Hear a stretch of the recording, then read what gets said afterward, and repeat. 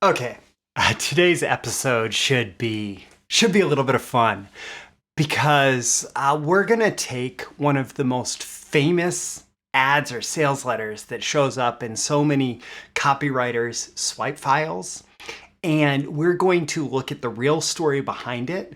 And for anybody who has been mindlessly studying this ad, mindlessly saying this is what a good sales letter looks like, I'm going to cause you to question that based on some industry insider information inside this black book. I have an exact quote to read to you here. So I want to start with this ad, and it's going to be familiar to you. It's the Wall Street Journal Two Young Men ad. The Wall Street Journal Two Young Men ad. And the way the story goes is, initially, this was presented, okay, this ad sold over $1 billion in Wall Street Journal subscriptions. And I'm not going to discount that. That is super powerful, super awesome, super great that that happened. And in fact, with a little bit more historical research, there has been some people connecting the dots and saying that it actually may be responsible for more than $2 billion in revenue for the Wall Street Journal. And so understandably, it's called one of the greatest sales letters ever. And yet at the same time, what you're going to see today kind of debunks the standing of this ad as maybe one of the best sales letters ever and brings it down a notch to maybe a really good sales letter.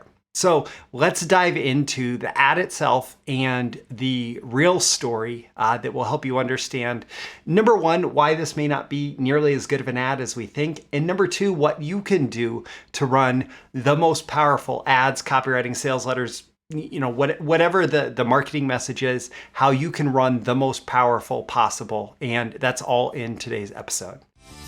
These are the proven direct response marketing, copywriting, and entrepreneurship success strategies you can use today to write your own ticket and create the life you want. I am Roy Furr, and this is Breakthrough Marketing Secrets. Now, here's today's breakthrough. Okay, I'm going to pop right over into screen sharing to start this out. And this has been called, as you can see in this particular PDF that I have of it, the most successful letter in the history of the world. And you're just going to have to listen if you're listening to the podcast, the audio version. This is the fabled Two Young Men letter written by freelancer Martin Conroy, first sent out in 1974 and mailed continuously for over 25 years. And again, it probably contributed at least $1 billion. Well, it did contribute at least $1 billion in subscription revenue to the Wall Street Journal and potentially more than $2 billion. So this may sound familiar to you. It's on Wall Street Journal masthead or letterhead. Dear reader, on a beautiful late spring afternoon 25 years ago, two young men graduated from the same college. They were very much alike, these two young men. Both had been better than average students, both were personable, and both, as young college graduates are, were filled with ambitious dreams for the future. Recently, these men returned to their college for their 25th reunion. They were still very much alike. Both were happily married, both had 3 children, and both, it turned out, had gone to work for the same Midwestern manufacturing company after graduation and were still there. But there was a difference. One of the men was manager of a small department of that company. The other was its president. What made the difference? Have you ever wondered, as I have, what makes this kind of difference in people's lives? It isn't a native intelligence or dedication or talent or dedication. It isn't that one person wants success and the other doesn't. The difference lies in what each person knows and how he or she makes use of that knowledge. And that is why I'm writing to you and to people like you about the Wall Street Journal. For that is the whole purpose of the journal, to give its readers knowledge that they can use in business. A publication unlike any other. You see, the Wall Street Journal is a unique publication and goes on and it talks about, how valuable the Wall Street Journal and its knowledge is. And then it offers a subscription, subscribe for the next 13 weeks for just $44. So it's a fairly straight subscription offer after that with some benefits of the Wall Street Journal. And of course, like, people read this and they're like, oh, and they hear that it generated $1 billion or $2 billion in subscription revenue for the Wall Street Journal, and they think, oh, like, that's awesome. This is worth copying. This is awesome. It's unique. And arguably, let's go back to just direct camera.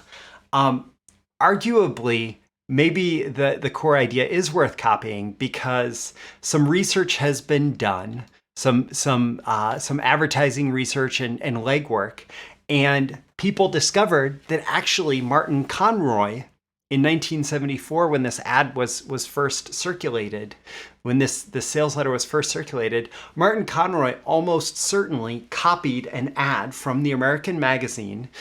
It was an ad run by the Alexander Hamilton Institute, and it ran from 1918 to 1921. There's a number of other ads that are similar to it. And the ad from the Alexander Hamilton Institute is the story of two men who fought in the Civil War. From a certain little town in Massachusetts, two men went to the Civil War. Each of them had enjoyed the same educational advantages, and so far as anyone could judge, their prospects for success were equally good. We're skipping a little bit forward. The difference in the two men was not a difference of capacity, but a difference in decision. One man saw the after-the-war tide of expansion, trained himself for executive opportunity, and so swam with the tide. The other man merely drifted. The history of these two men will be repeated in hundreds of thousands of lives in the next few months. So again, like, it's very much the story of the two young men, right? So, okay, so maybe it's worth swiping. It worked for the Alexander Hamilton Institute. It worked for the Wall Street Journal. And it did okay. It did actually very well for them. But here is where the black book comes in, this little black book of industry insider information. This book is called Confessions of a Direct Mail Guy by Gordon Grossman, and it was published by Bottom Line Books. Brian Kurtz, his company, I say his company because I worked with Brian Kurtz on the Titans of Direct Response and on some other stuff. He worked for Marty Edelston, who was the founder of Boardroom Bottom Line. And one of Marty's passions was to publish information about marketing and selling and direct response. And Gordon was a consultant who worked for Boardroom, also worked for Reader's Digest at the time that the Two Young Men letter was circulating. And here is why I am saying that this letter is probably not nearly as good or as swipe worthy as so many people have made it out to be. I firmly believe, and I'm gonna do some reading from the book. I firmly believe that any advertising or sales copy starts to decay and die the moment it is written. There are apparent exceptions to this rule. One that is often cited is the Two Young Men letter from the Wall Street Journal. This letter tells the story of two young men graduating from the same university with apparently identical credentials. When they met again 20 years later, one was president of the world's largest corporations, the other was a failure. The difference in their careers, of course, was that the one who made it to the top read the Wall Street Journal faithfully while the other did not. He says this letter became quite famous largely because the Wall Street Journal mailed it for more than 3 decades. It is regularly reprinted in advertising textbooks. What is not mentioned is that the Wall Street Journal had just about the least effective direct mail promotion in the industry. They never tested anything materially different, never varied their offer, never allowed a splash of color to enliven their mailings, invariably clothed them in the dullest envelopes they could find, and somehow lived with a response rate of about 0.3%. At this level, their mailings never made a ripple in the marketplace. Copy that is virtually unread and almost never acted upon doesn't wear out very fast. For practical purposes, it almost doesn't exist in the first place. And he goes on to talk about how at Reader's Digest they were consistently testing, they were constantly testing, that they had certain offers that were generating response rates of 15% or more. They said basically as soon as they had a control, they were beating up the control. And as soon as something was working, they were hiring people and they were running tests over and over again to try and make the next thing work better and the next thing work better and the next thing work better. And that was the difference between a direct mail, a direct marketing department that was generating as much as 15% response on certain promotions that, yeah, once 15% of your list has responded to your offer, it's going to fatigue really fast, versus the Wall Street Journal that was just mailing and mailing and mailing and mailing the heck out of something that got 0.3 response. So Matt Bockenstedt from Copy Legends actually, as of last week, when you're watching this, if you're watching it when it's published, he actually mailed this out, and I sent him an email. He mailed out a link to the Wall Street Journal Two Young Men letter, and I sent him an email and I said, Matt, I'm going to completely debunk that letter. And I'm going to debunk it and show how it's an example of sheer marketing stupidity based on industry insider information. So Gordon, who was watching from the direct mail department of Reader's Digest and paying attention to the Wall Street Journal as they were just mailing this thing over and over again for 3 decades, he was able to recognize that from an industry insider perspective, this thing was not doing very well. It was not making waves. It was not generating response. And so they could just keep blanketing the country with this letter. And so when you think about learning copywriting, when you think about swiping, when you think about copying other people's ideas or mechanisms in the copy, you really do have to be careful, because what is perceived from the outside as a big winner is not always going to be a big winner when implemented. And oftentimes, when it's perceived from the outside as a big winner, that is a misperception.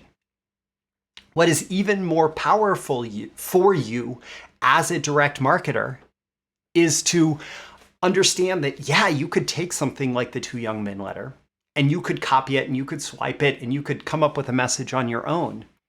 But then you test it against something else, and you test it against something else, and you test it against something else. And this goes all the way back to like scientific advertising, Claude, Hopkins. It goes back to like, we only know what is the winner through market tests. And the way that we actually create great advertising is not by just copying what's worked before or what presumably has worked before, but the way that we create great advertising, powerful copywriting, is by we try something. If it works, we keep using it for a while as our control. But then our job is immediately to try and beat the control, to try and come up with something that works better, and something that works better, and something that works better. And it's to adopt a scientific advertising mindset where, yeah, we're going to run with something that's working, but especially in the context of today's media environment where it's like things like get market saturated. If something is working, it's going to be seen by everybody almost instantly.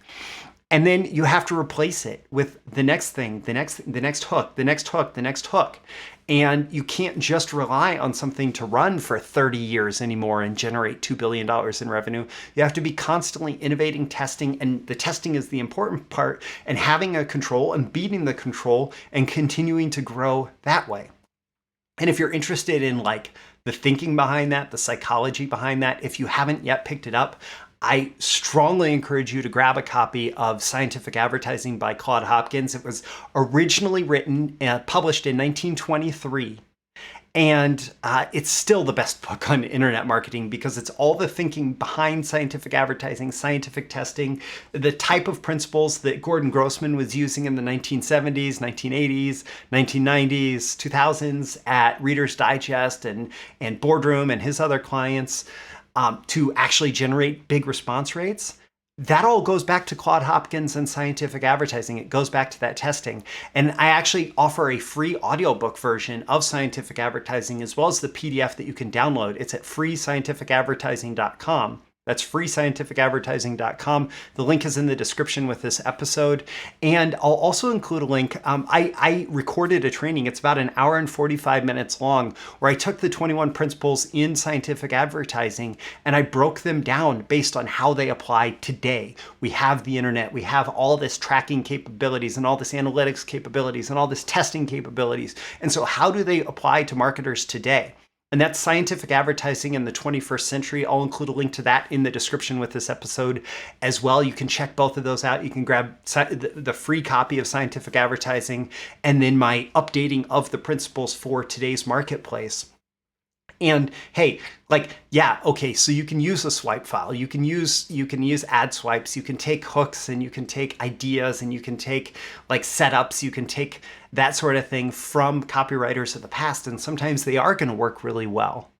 And at the same time, you should always be testing those against your current control. And if they become the control, you should always be testing new things against it. And that's way more powerful than studying some old ad and saying, oh, I'm just going to write a Two Young Men letter because it worked for the Wall Street Journal for 30 years and I don't even know the full story behind it, right? So I'm Roy Furr. This is Breakthrough Marketing Secrets. Let me know in the comments below, on a scale of 1 to 10, how valuable did you find this and why? What are your action items? What are your takeaways? What did you get out of this? What new perspective did this give you on copywriting or testing or marketing in general, etc.? So leave that in the comments below. Tap the like button before you go so you get more content like this delivered to you. And so the magical algorithms of the internet will know to share this with more people like you who will find it valuable. And of course, you can share it with folks directly if you think they'd find it valuable. And finally, subscribe before you go. You can subscribe here. You can also go to breakthroughmarketingsecrets.com. All the links are in the description, where you can sign up for my free daily episodes for copywriters, marketers, entrepreneurs, covering those topics and more. That's in the daily emails. There are also more exclusive benefits for becoming an email subscriber. One last time, I'm Roy Furr. This is Breakthrough Marketing Secrets. I always aim for 10 out of 10 value. I hope I've delivered it here, and I will catch you soon with your next big breakthrough. Thank you once again for tuning in to this daily episode of Breakthrough Marketing Secrets. Remember, check out the links with this episode for even more value. Now make sure you like, comment, share, subscribe, and engage in every way you can to keep this show going and growing and delivering daily value to you. I'll catch you soon for your next big breakthrough.